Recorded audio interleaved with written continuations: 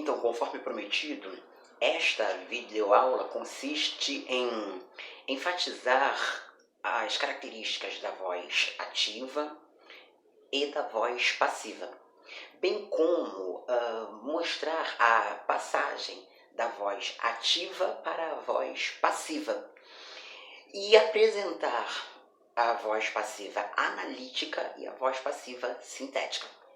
Então, partindo do exemplo dado na outra videoaula, nós vamos fazer isso, ok? Então, vamos lá. O juiz anulou o gol. Eu preciso de encontrar a forma verbal. Então, a forma verbal é anulou. Daí eu pergunto a ela, quem anulou o gol? Quem anulou o gol? A resposta é o juiz. Então, o juiz é o meu sujeito agente. Ele é o sujeito agente, pois ele age. Ele pratica a ação de anular o gol. E tudo que sobrou é o predicado. Anulou o gol. É o meu predicado verbal. O predicado é verbal. O núcleo do predicado é a forma verbal. Então, o núcleo do predicado verbal é o verbo anulou. O verbo anulou é um verbo transitivo direto. Quem anula, anula alguém ou alguma coisa. Então, eu pergunto ao verbo, o juiz anulou o quê? A resposta é o gol. Então, o gol é o meu objeto direto. É o termo nesta oração que completa o sentido da forma verbal anulou. Beleza, então, se o sujeito é agente, esta oração está na voz ativa. Agora, como eu transformo da ativa para a passiva? Que vocês viram na outra aula, o gol foi anulado pelo juiz. Então, é bem fácil. O que na voz ativa é o objeto direto, tornar-se-á o sujeito paciente da oração na voz passiva. Assim.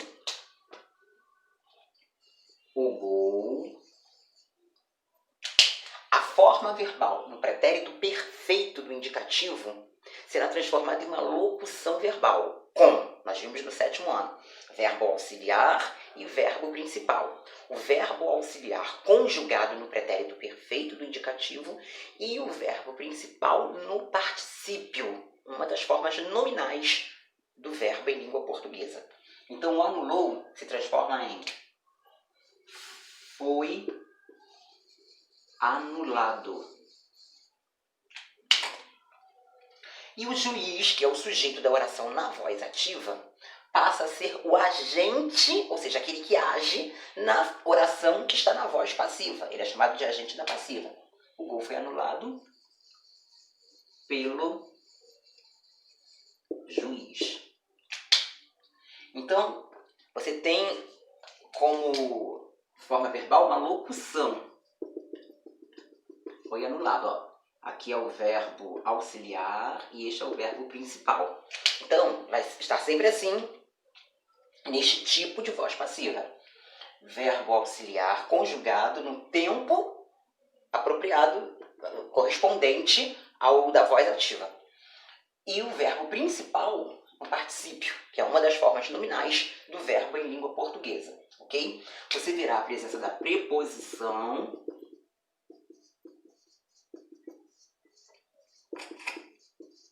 e o que era sujeito agente lá na voz ativa será o agente da passiva aqui.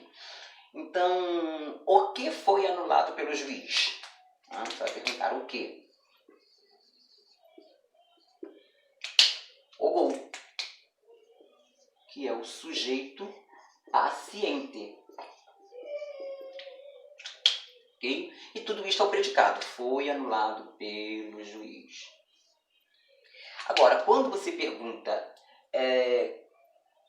quem anulou o gol, ou seja, o gol foi anulado por quem, melhor dizendo, você tem a resposta pelo juiz. Bem, este termo é chamado de agente da passiva, ele é o agente porque na oração que está na voz passiva, ele age. O gol não pratica ação nenhuma, o gol sofre a ação de ter sido anulado. Por isso que ele é um sujeito paciente. Observe sempre esta estrutura. Locução verbal, verbo auxiliar, verbo principal, a presença da preposição, ok? E esta é a chamada voz passiva analítica. Voz passiva analítica. Existe a voz passiva sintética.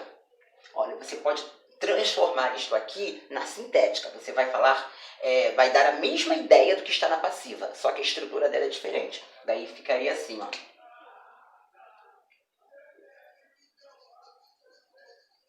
Anulou-se o gol.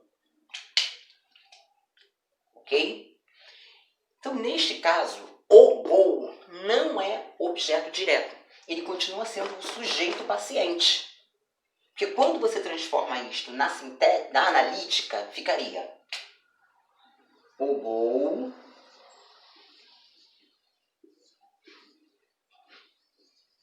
foi anulado. Ok? Daí volta isto aqui. A diferença é que na voz passiva sintética, geralmente, o agente da passiva não aparece. E na analítica, você terá o agente da passiva com a presença da preposição. Pela, pelas, pelo, pelos ou por. E às vezes até mesmo de. Ok? Então preste atenção a esta estrutura. Voz passiva analítica, locução verbal, verbo auxiliar, verbo principal, o auxiliar conjugado, o principal no particípio passado. A presença da preposição e o agente da passiva está presente na oração. A voz passiva sintética, ela é sintética porque ela é resumida. Voz passiva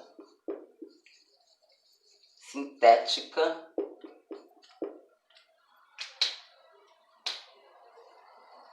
a presença daquilo que nós chamamos de partícula, é a partícula C, que neste caso recebe o nome pela gramática de partícula apassivadora, porque ela está apassivando o sujeito. O sujeito se tornou paciente, ou seja, ela está apassivando a voz verbal. Então é isto. Lá na plataforma haverá questões relativas a isto aqui, a transformar a voz ativa em voz passiva e reconhecer a voz passiva analítica e a voz passiva sintética. Eu confio em vocês e vocês são capazes.